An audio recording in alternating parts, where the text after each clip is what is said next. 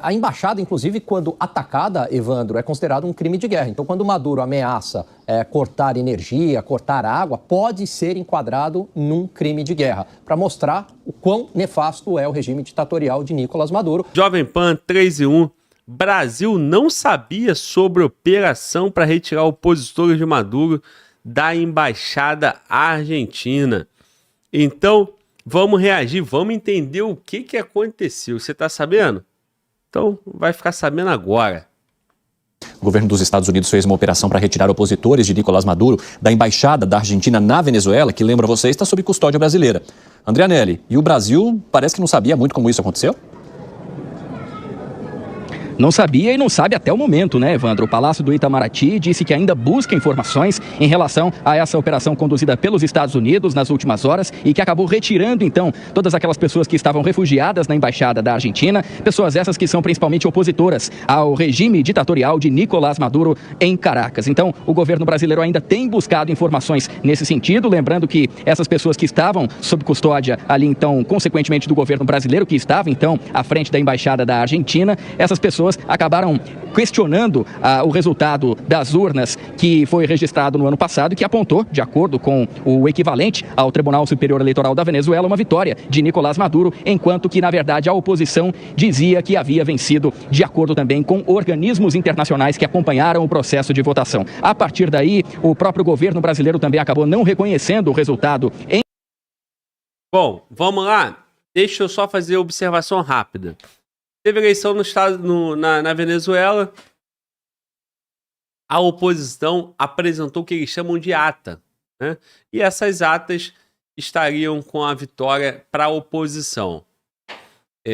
O regime de Maduro lá, né? O governo, né, da Venezuela, digamos assim.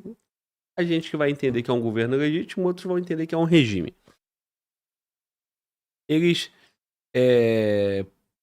prenderam, né? Começaram a prender opositores e alguns pediram asilo político, né, na embaixada da Argentina, lá na Venezuela.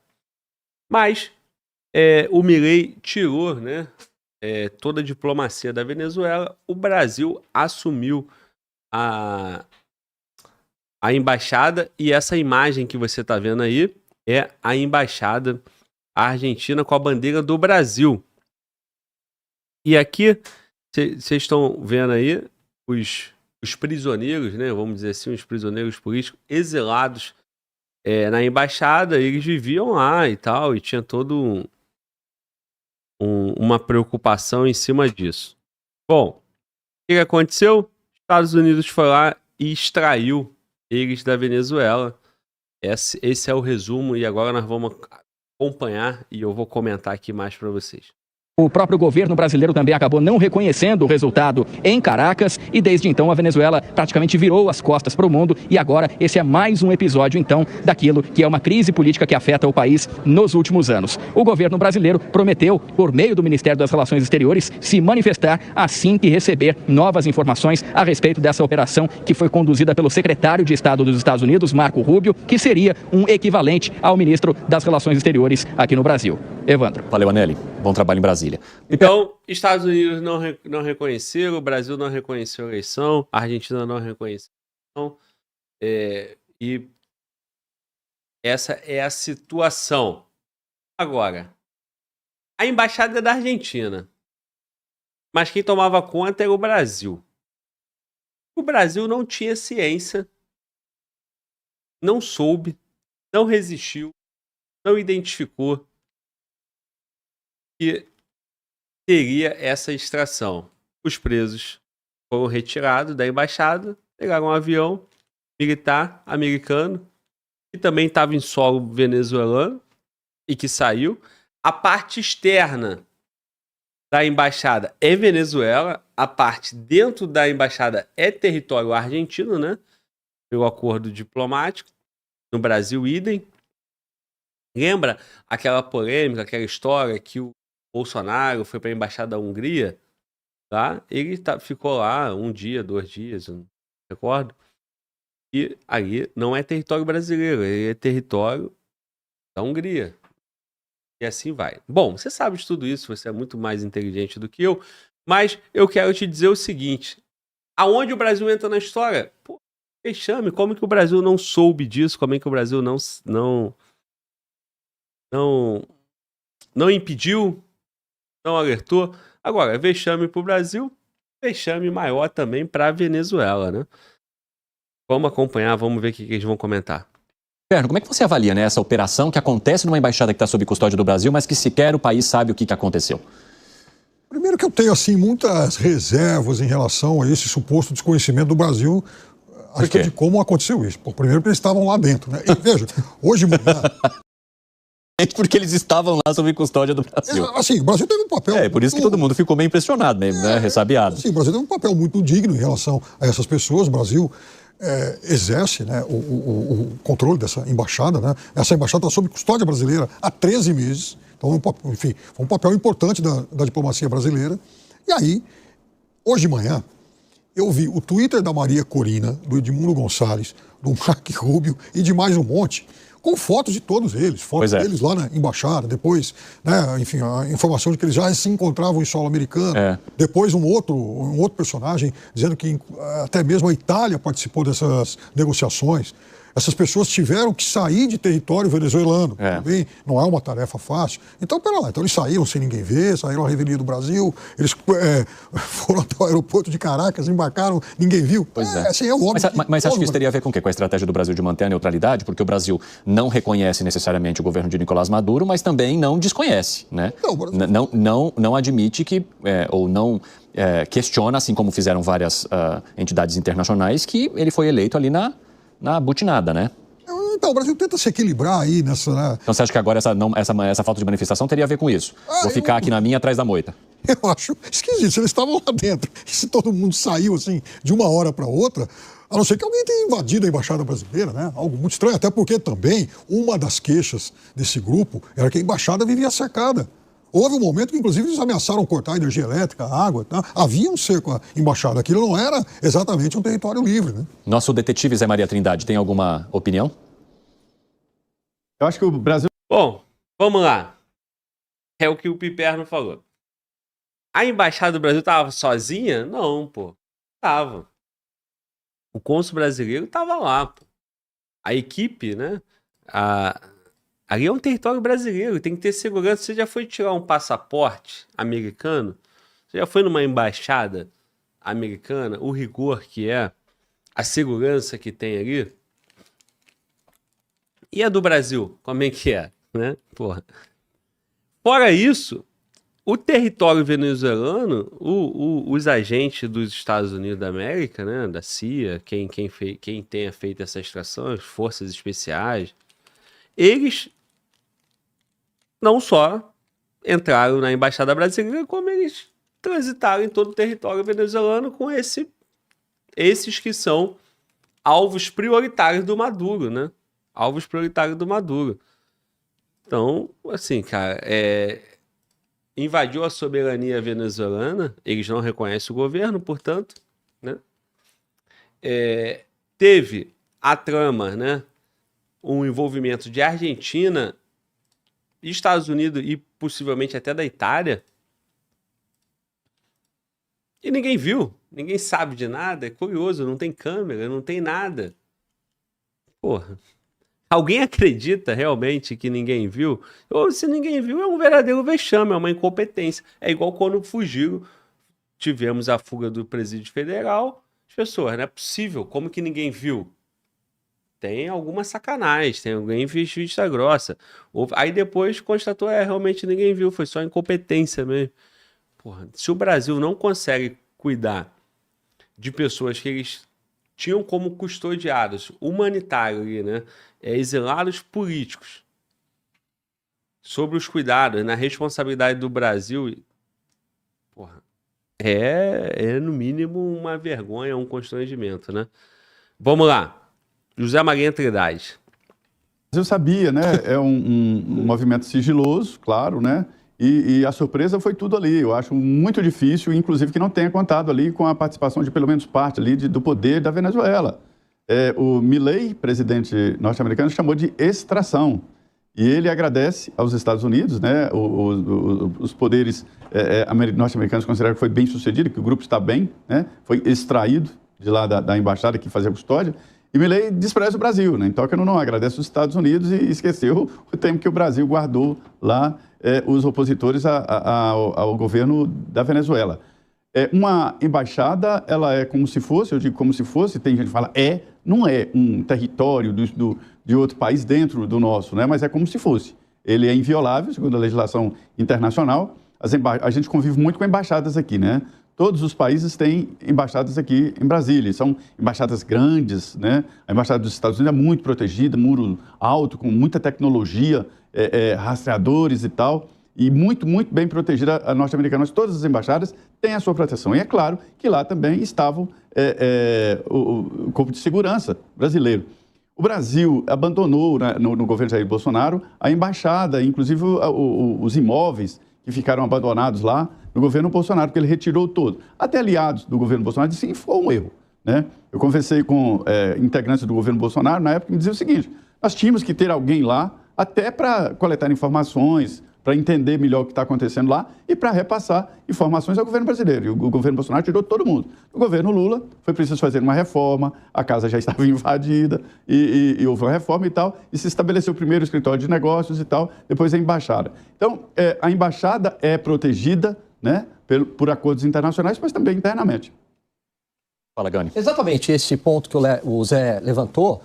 A embaixada, inclusive, quando atacada, Evandro, é considerado um crime de guerra. Então, quando o Maduro ameaça cortar energia, cortar água, pode ser enquadrado num crime de guerra, para mostrar o quão nefasto é o regime ditatorial de Nicolás Maduro. Operação muito bem sucedida por parte dos Estados Unidos. Não sei se o Brasil sabia ou não, mas acredito que provavelmente sim, mas o fato é que tiram aí opositores de um regime ditatorial. E termino meu comentário com uma dica de filme que mostra exatamente isso, mas numa outra embaixada, que é o filme Argo, ganhou Oscar, né? Que mostra o resgate de americanos na embaixada americana no Irã durante a Revolução Islâmica. Fica aqui a minha dica cultural. Boa, já vem até com cinema no fim do comentário, entrega tudo. Kriegner. Cara, já teve uma operação dessa, eu acho que no Líbano,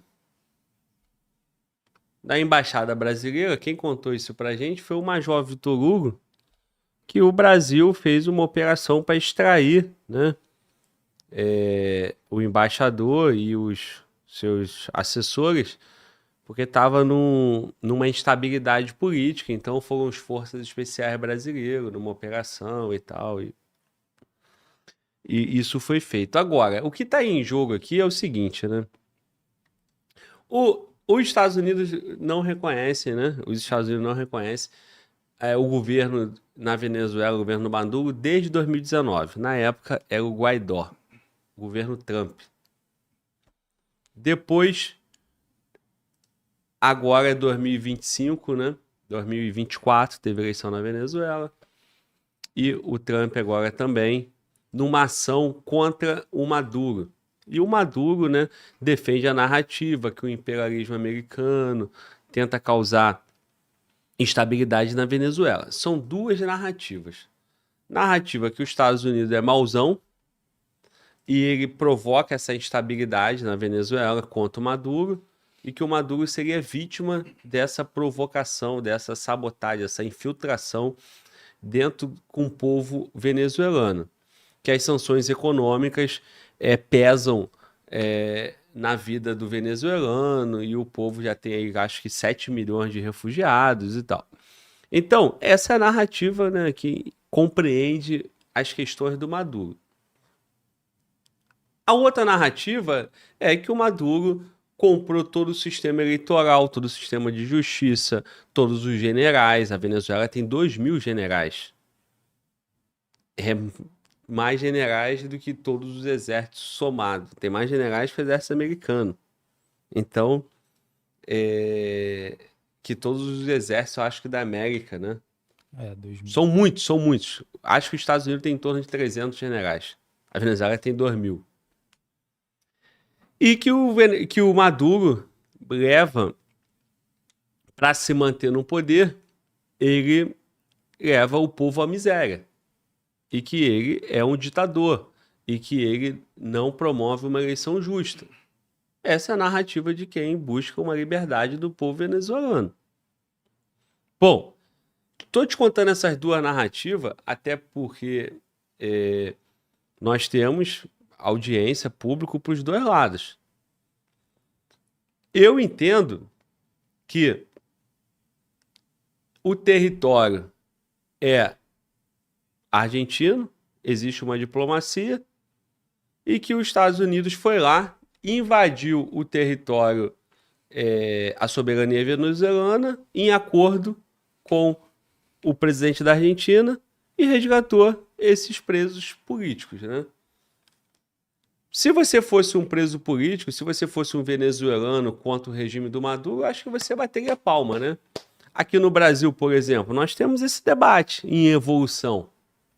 Esse debate em evolução. Se você estivesse sofrendo o peso, a mão forte do Estado, injustamente, politicamente, por alguma opinião ou por uma oposição política, e você pedisse um abrigo na embaixada, se você está sofrendo isso, você ia entender o quê? Cara, que bom que alguém veio aqui e me tirou, né?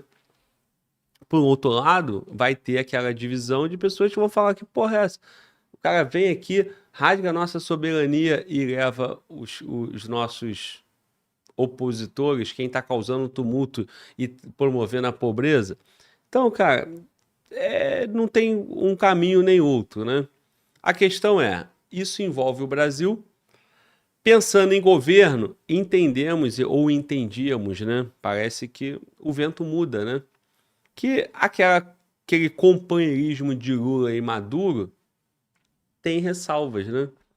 Ou o Brasil, apesar de uma aliança de governo, o Brasil, enquanto Estado, a diplomacia brasileira não tem esse alinhamento com Maduro. Porque pensa, se o Brasil tivesse um alinhamento total com a Venezuela, o Brasil ofereceria resistência. Só que ofereceria resistência a Estados Unidos e a Argentina, dois grandes parceiros, junto com China, os principais parceiros do Brasil, comercialmente, inclusive Estados Unidos com alinhamento estratégico militar grande. Então, por mais que tenha essa questão de esquerda, do chavismo, Lula e Venezuela, no final, a diplomacia, o Estado brasileiro, você pode perceber, está sempre se aproximando dos Estados Unidos. Ainda que você não veja os dois líderes políticos, como você via Trump e Bolsonaro, mas há suspeitas, denúncias, reportagens dizendo que os Estados Unidos teria recomendado que não houvesse uma intervenção militar no Brasil e tal, e os militares tinham receio. Tem investigações nesse sentido, que os militares teriam receios de uma resposta americana e tal. Estou me referindo a 2022. Quando teve essa questão da Venezuela, apesar do alinhamento do Lula com Maduro, né, histórico, o Brasil não reconheceu. O Brasil não foi tão firme quanto o Milei. O Milei assumiu a Argentina, já tirou a embaixada, tirou a diplomacia da Venezuela. Não converso com a Venezuela, não converso com o Brasil, não converso com o Lula. Foi a postura dele na campanha. Mas o Brasil também não reconheceu o Maduro, o governo do Maduro. Inclusive recebeu provocaçõezinha do Maduro. Eu tô falando mais, mas eu tô tentando ser mais completo possível, né? Nesse tema, e não só tratar ali a notícia, né? Então, o Maduro ficou puto com o Lula, ficou puto com o Brasil, dizendo, pô, olha só vocês, agora o Brasil quer questionar a minha eleição. Aí, vocês estão discutindo a eleição também, o TSE daí falou que o Lula ganhou. Aqui o TSE falou que eu ganhei, qual é a diferença? Provocou o Brasil, provocou o Lula, né? Botou uma imagem, uma ilustração ali como inimigo da Venezuela, ameaçou o Brasil e o Lula ficou caladinho, boca miúda, o Brasil naquele jeitinho deixa quieto, deixa disso. Mas Agora, o Brasil está no centro dessa questão aí, o centro desse problema. Argentina e Estados Unidos já é inimigo declarado do governo Maduro. Não necessariamente do povo venezuelano. Ou, se você quiser interpretar que sim, mas inimigo da Venezuela. E o Brasil? O Brasil não é nem uma coisa nem outra, né? No dito popular, água de salsicha, né?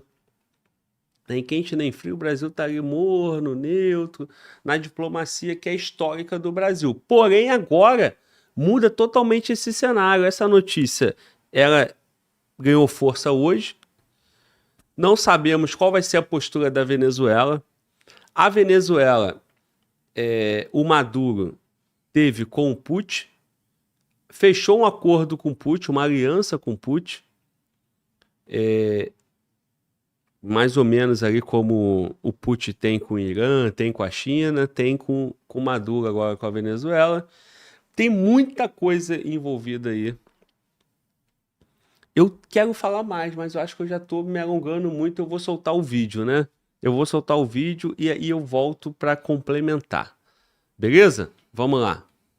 Você concorda que de fato foi uma operação que necessitou, que demandou sigilo e que agora deve continuar assim, inclusive por essas manifestações do governo? Com certeza, essa é a mesma perspectiva que eu tenho e também acho que não vai vir à tona agora dizendo, o Brasil não viria à tona agora dizendo, não, nós sabíamos. Agora vai manter essa mesma imagem justamente porque foi assim que aconteceu também, vale a gente lembrar, quando a Venezuela foi barrada no BRICS, agora que tentou entrar, e aí o Brasil votou contra, inclusive, e os outros países também votaram contra. Na verdade, o Brasil teve um posicionamento de afastar, né, mesmo antes de chegar ali para os outros países votarem, Maduro esperneou, porém o Brasil ficou em silêncio, não disse o porquê e tinha negado, nem porquê, como se tivesse ficado para outro lado, né, até jogado a culpa aí nos outros membros do BRICS. Então o Brasil tem feito esse jogo duplo, e eu acho que esse jogo duplo, ele é mais do que uma necessidade talvez de agradar uma base interna, acho que é uma base doméstica, né, porque a gente sabe que existe uma base de sustentação do governo Lula que é super apoiadora aí do regime de Nicolás Maduro, apesar de ser um regime criminoso e ilegítimo. Porém, eu acho que é mais do que isso. É também um conflito interno dentro do governo. A gente sabe muito bem que não é o ministro das Relações Exteriores, Mauro Vieira, que é a voz final das estratégias de relações exteriores no Brasil. Quem tem colocado o dedo cada vez mais na política externa, especialmente quando a gente fala de América Latina, é o assessor especial da presidência, Celso Amorim. Então, ali pode ter tido algum tipo de ruído também, ou até nas próximas relações do Brasil. Bom, ele citou o veto no BRICS, né, que eu deixei passar. Então, essa é uma outra postura, né? Que principalmente esse veto que deixou o Maduro enfurecido, né? Porque o Maduro queria Venezuela no BRICS. O Brasil vetou.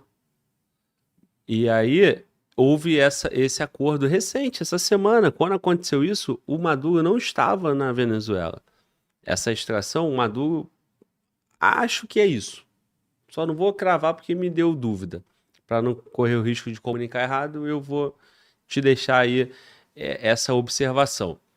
Então, o Brasil está aí nesse papel. Agora, se o Maduro, aliado ao Putin, começa a engrossar o caldo para o Brasil, como é que o Brasil vai se portar? Porque aqui tem um baita de um constrangimento diplomático, um arranhão, que já existia um arranhão, agora o negócio pode se agravar.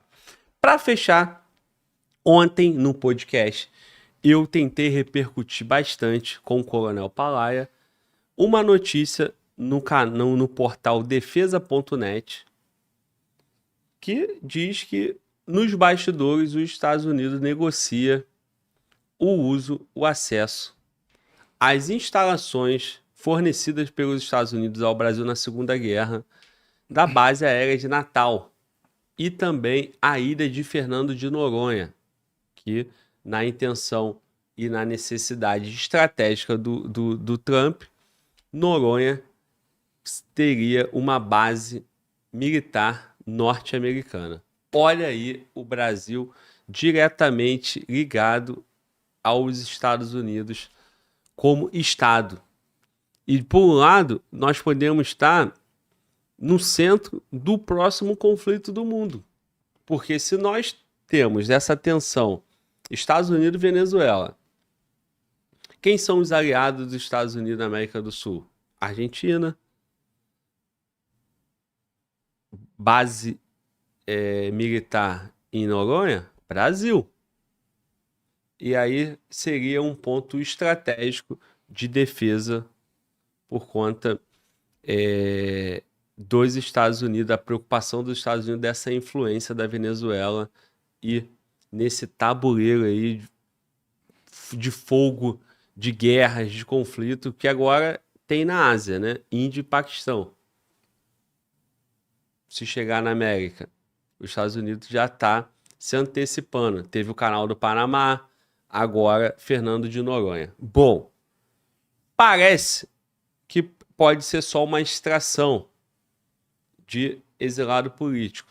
Parece que pode ser só essa questão aí envolvendo as eleições justas ou não. Mas pode ter muito desdobramento dessa notícia envolvendo nós, Brasil. Então, vamos ficar atento. Mano, Walter, eu já sei que o nosso chat deve estar dividido. Ou não.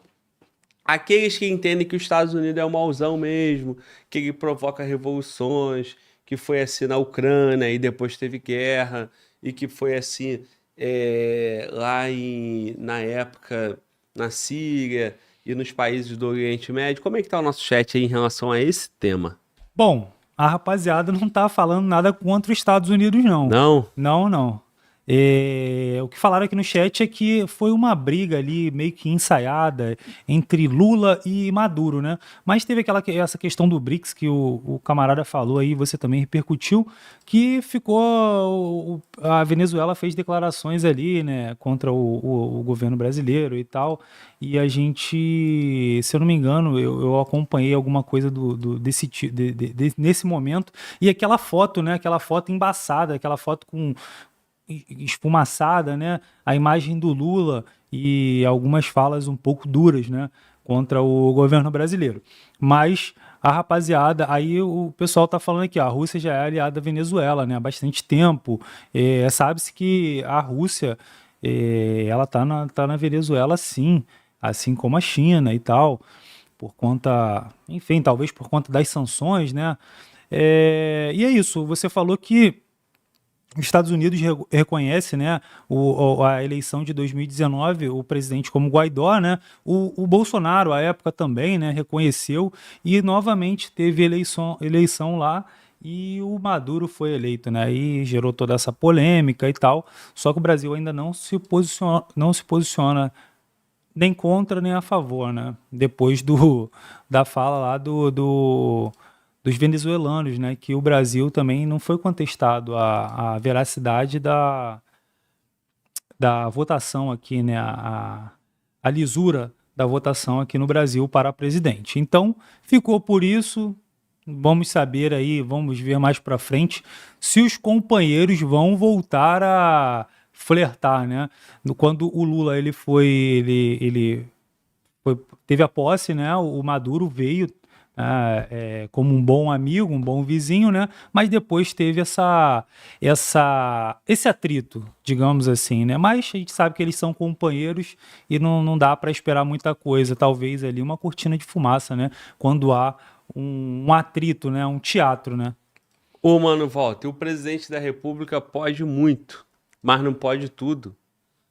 E o governo Bolsonaro deixou isso claro e evidente, né? Pode ser que o Lula, pessoalmente, o seu núcleo político queira, mas não necessariamente ele pode. Então, você colocou aí muito bem algumas questões complementando tudo o que foi falado. Nós vamos ter que aguardar, né? Aguardar a cena dos próximos capítulos, mas fique atento porque nessas questões geopolíticas o Brasil é sempre aí neutro, né? Nem uma coisa nem outra e tal, mas às vezes o problema chega e a gente não tem outra saída. Bom, é isso. Eu vi um camarada no chat falando aqui que a Venezuela é a nova Cuba e vamos ver, né? Tá aqui do lado. Esse momento de Maduro chegando aqui com o tapete vermelho era 2023. Depois o Maduro no final do ano foi falar da Guiana. Depois teve a eleição. Isso aí. O Brasil intermediou uma eleição justa junto com os Estados Unidos. Diminuiu embargos econômicos, né? Sanções econômicas.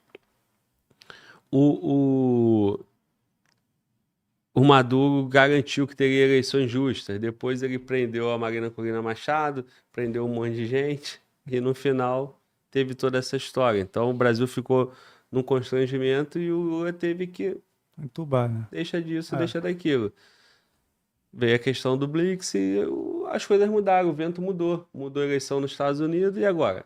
Agora vamos aguardar.